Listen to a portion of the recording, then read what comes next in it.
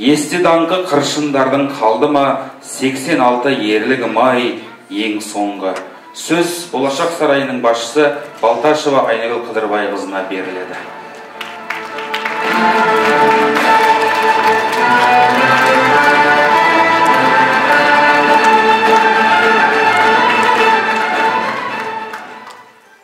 Сәлеметсіздер ме? Қайырлы күн, құрметті Болашақ сарайының ұжымы, білім алушылары, келген бүгін ата-аналар. Шынымен 16 желтоқсан тәуелсіздік күні.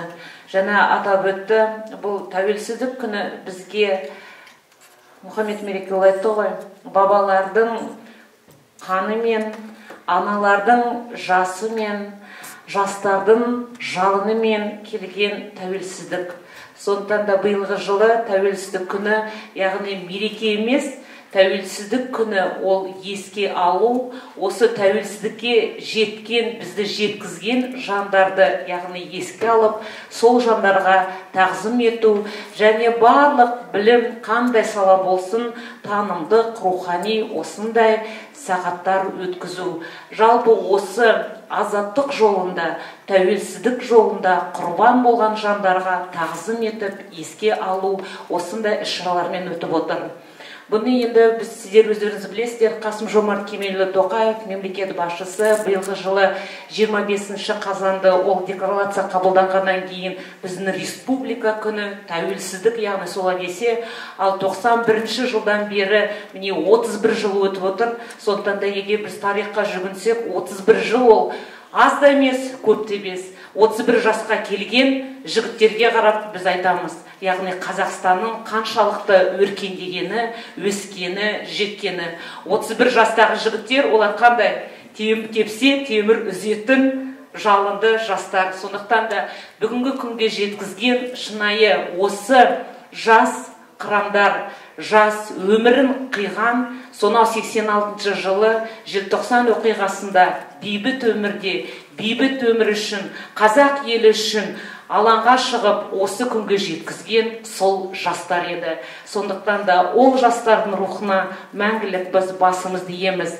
Ең басты біздің құндылық осы тәуелсіздікті көзіміздің қарашығындай сақтау, ұрпақтан ұрпаққа мирас ету. Осындай біздің Болашақ сарайының білім алушыларының өнер, шығармашылық, білім жолындағы үлкен еңбектері мен өзіміздің үлесімізді осындай егеменді, тәуелсіз мемлекетіміздің әр қарай, яғни тәуелсіздігіміздің тұғырлы болуына өз үлесімізді қоса білу. Сондықтан да мен әр қайсыларыңызға, осы жерде міне қазір өнер көрсететін біздің білім алушыларымызға, сахна төрінде отырған Болашақ сарайының білім алушыларына, барлық ұстаздарға айтарым, әрқашанда мерейлеріңіз үстем болсын, еңбектеріңіз жемісті болсын, биіктерден көріңіздер, Қазақстан елінің тәуелсіздігі тұғырлы болсын. Осындай іс-шараларды насихаттап өткізу, ол әрқашанда ұласын табады.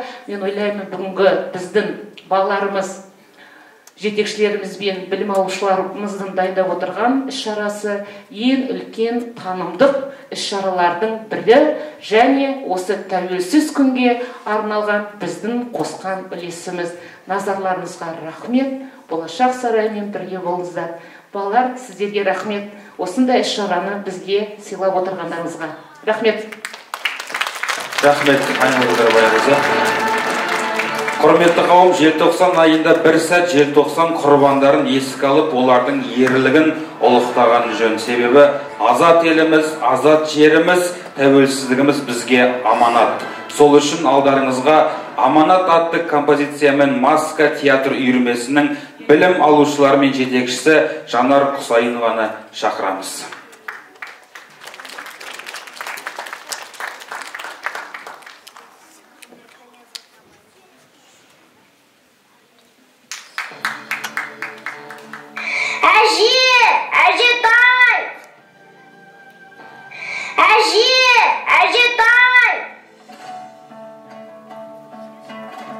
Ау құлыным, ау жарығым.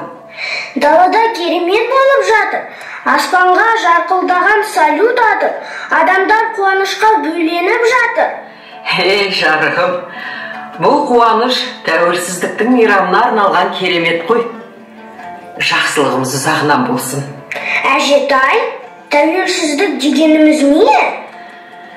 Тәуелсіздік деген балам, сенің еркіндігің, бостандығың, бақытың. Сол тәуелсіздік туралы айтып беріңізші. Азаттық, теңдік, тәуелсіздік. Осы үш ұғымның салтанат құру үшін кімдер бас тікпеді, кімдер құрбан болмады. Ата-бабаларымыз 3 ғасырға жуық уақыт бойы армандаған тәуелсіздік. Тәуелсіздік жолында халқымыздың басынан қандай оқиғалар өтпеді. Халық қамы үшін қан кешіп, құрбан болған ерлеріміз қаншама. 1986 жыл 16 желтоқсанда Мәскеудің тағайындауымен Қазақстан Компартиясы орталық комитетінің бас хатшылығына осыған дейін қазақ даласына аяқ басып көрмеген Геннадий Колбиннің сайлануы шовинизмнің қазақ халқын кезекті табанға таптау еді. Бірақ қазақ енді шыдамады.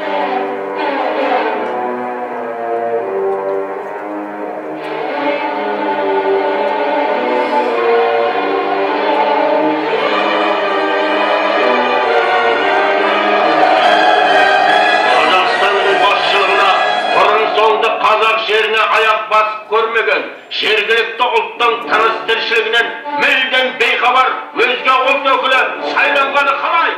Өз елін басқаруға жергілікті ұлт баласынан бірде-бір адамның лайық табылмағаны ма? Не үшін?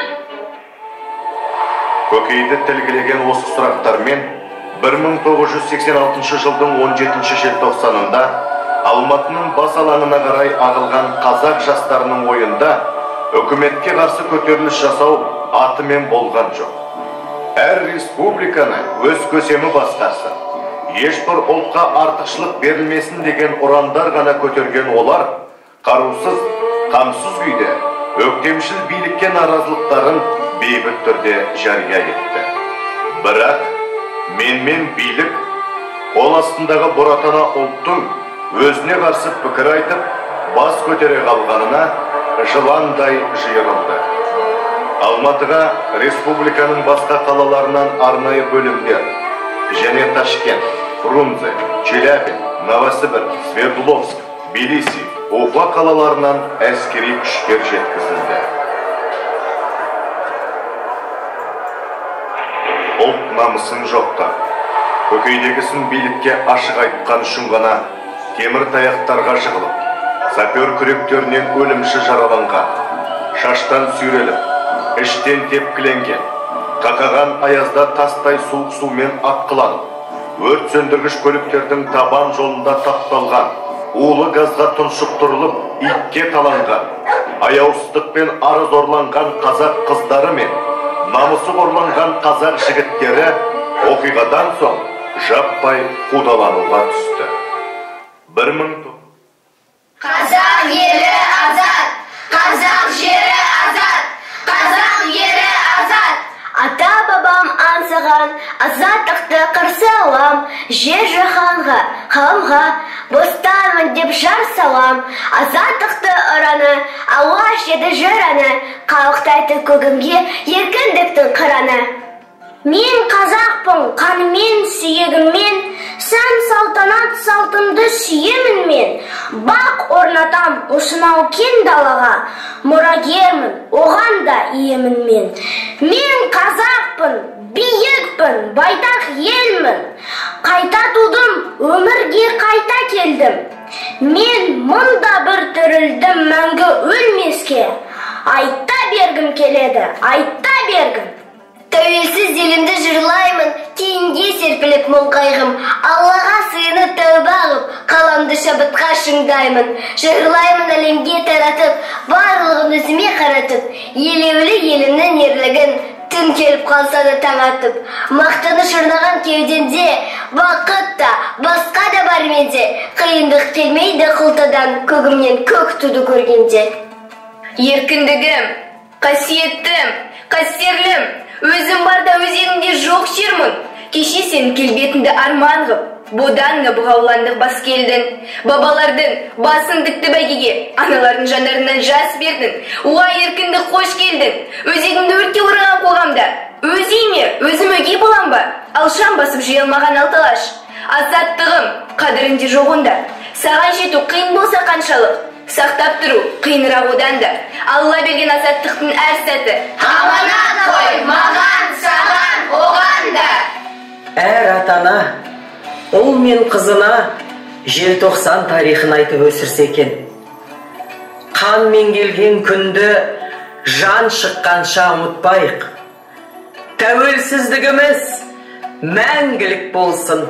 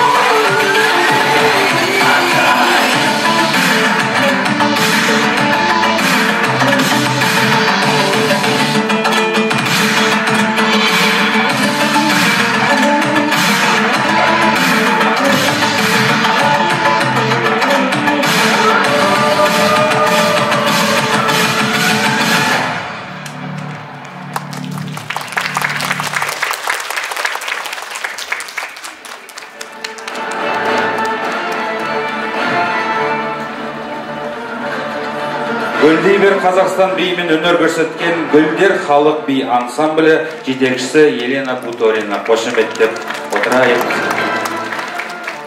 17 желтоқсан күні таңертеңгі сағат 8-де қаладағы Брежнев атындағы алаңға, қазіргі республика алаңы, саяси тәуелсіздікті талап еткен ұрандармен алғашында 300-дей адам жиналып, кешкісін көтерілісшілер саны 20 мыңға жетті. Желтоқсан көтерілісі құрбандарының қатарында Ербол Сыпатаев, Сабира Мұхамеджанова, Қайрат Рысқұлбеков, Әбдіқұлов, Ләззат Асанова сынды ер жүрек қазақ жастары бар. Қандай күн, қандай күй кешсе де халқымыз өзінің тамырынан, салтынан, ғұрпынан ажырамаған. Олай болса, үкілі домбырада ойнау үйірмесінің құлагер ансамблі орындауындағы халық күйі келіншек және Құрманғазының күйі Балбырауынды тыңдайық. Жетекшісі Гүлфруза Абжанова.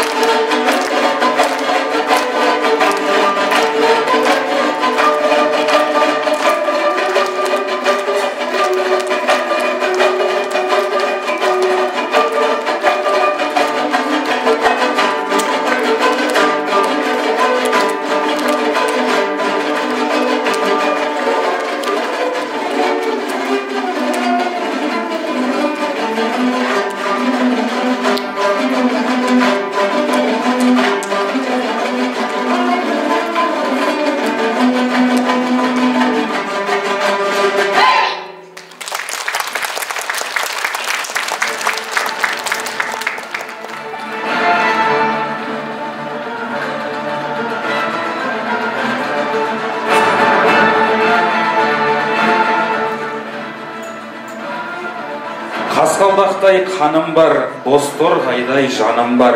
Алам десең алыңдар, қайрат деген атым бар, қазақ деген затым бар. Еркек тоқты құрбандық, атам десең атыңдар деп сот алдында қасқайып сөйлеген Қайрат Рысқұлбеков 1982 жылы Алматы сәулет құрылыс институтына түскен. Сол желтоқсан оқиғасынан кейін оған адамды өлтірді деген қылмыскер деп жала тағылып, аса қауіпті қылмыскерлер изоляторында зорлық-зомбылық көріп қаза тапты. 19 желтоқсанда ауруханаға шеруге шығып, бас сүйегі мен миынан жарақаттанған энергетика институтының 2-ші курс студенті Ербол Сыпатаев әкелінді. 23 желтоқсанда есін жимастан қайтыс болды. Жасыл шарда қазақ деген атыммен қанаттасып ұшып барам ғасырмен. Желтоқсанда жауап бергем жаһанға, бодандыққа бағынбайтын басыммен. Рухты, намысты қарға тамыр қазақ халқы батыр халық, өжет халық, қайсар халық. Ендеше қазақтай ел қайда деген әнімен Event Jazz вокалдық студиясы квартетін ортаға шақырайық. Жетекшісі Ақтоты Абдрахман.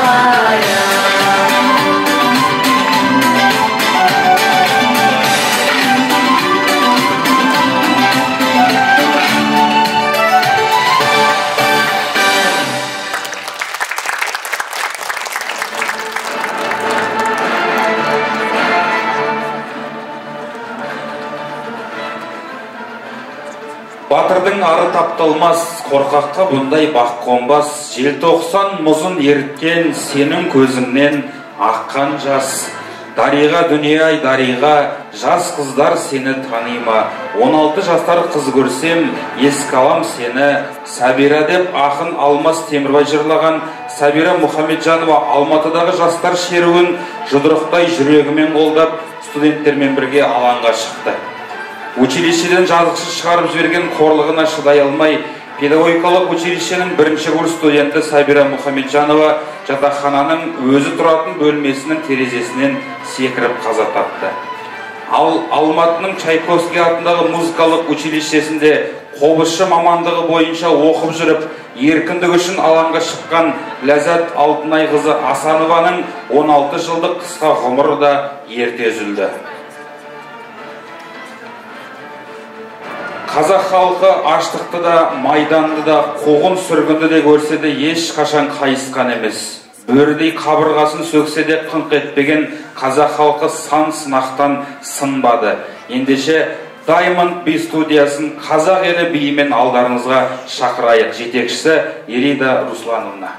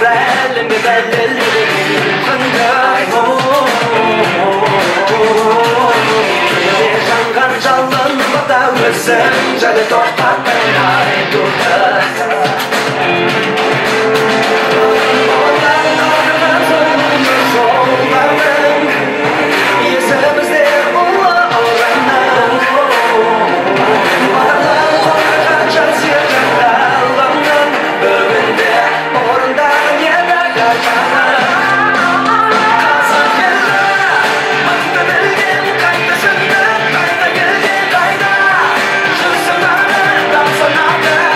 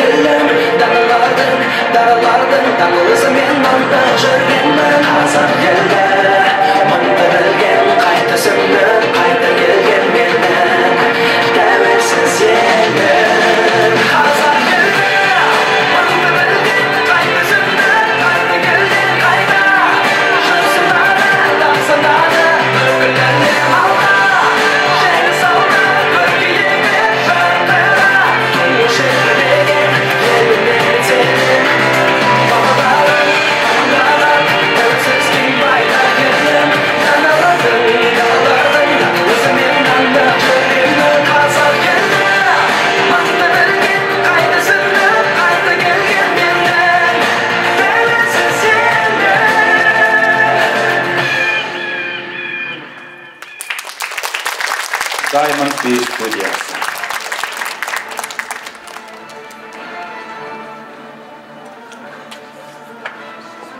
Мақтанам тәуелсіз еліммен, күн кешем ертеңгі сеніммен. Астана шаңырақ, Атырау Алтайдың арасы керегем секілді керілген. Тәуелсіздік сыйлаған ең басты жемісіміз ол Астана қаласы. Көрікті сәулетімен ерекшеленген елордамыз мемлекетіміздің төлқұжатына айналды. Ендеше жұлдыздар үлгілі вокалдық студиясының орындауындағы Астана әніне кезек берейік. Жетекшісі Аридаш Хамзина.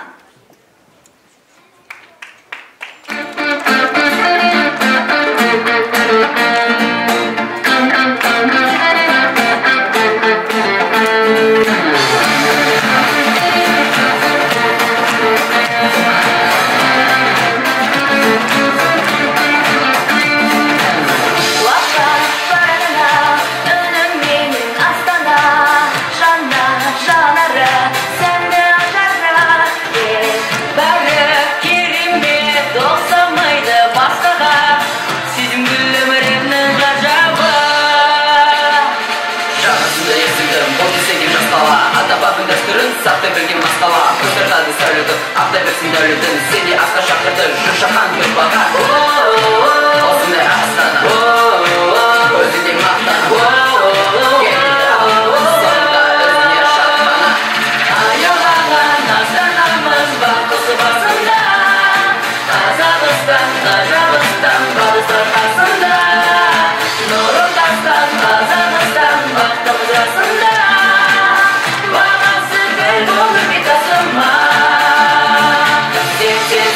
Сен деп жаттана, жадырап жайнап, мен де Астана. Бақытын тойла, сол шақтарда, даламыз байрақ, шырқап тұрар көгінде Астана.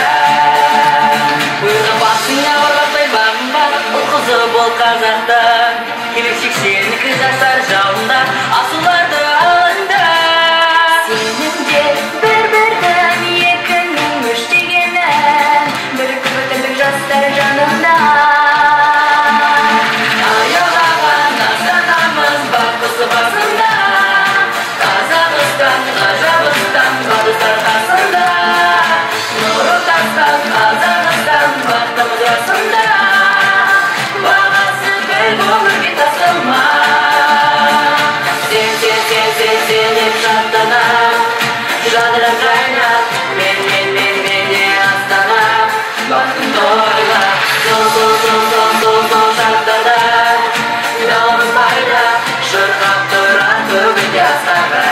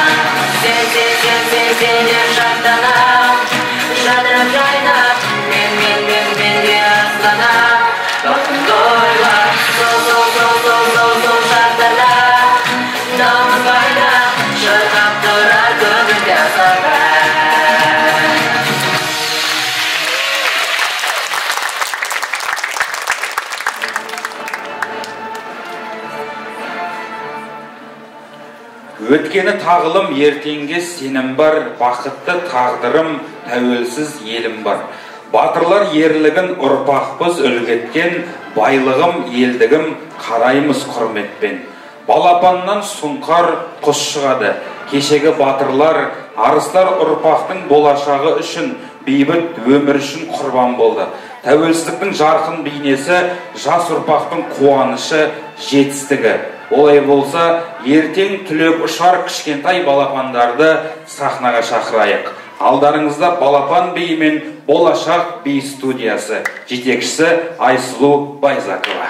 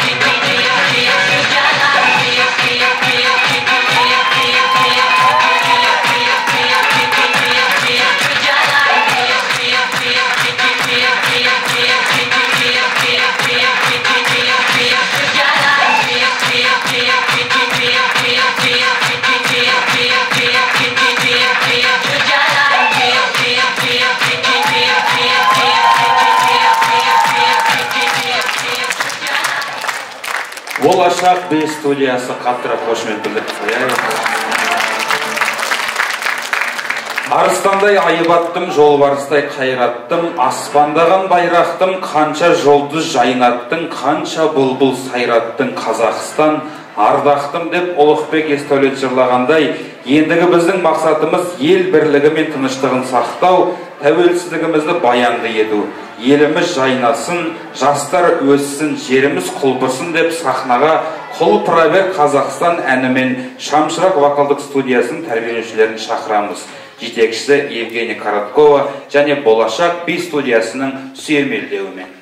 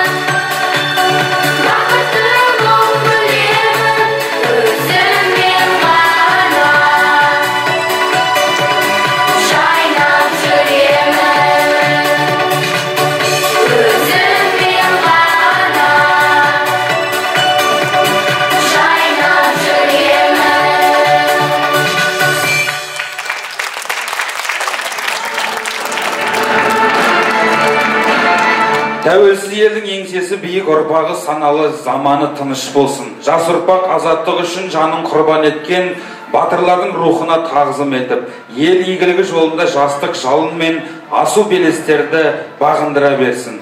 Балалар жылы аясында тәуелсіздік күніне орай ұйымдастырылған тәуелсіздік теңдесі жоқ байлығым атты тақырыптық сағат аяқталды. Баршаларыңыз қош, сау болыңыздар.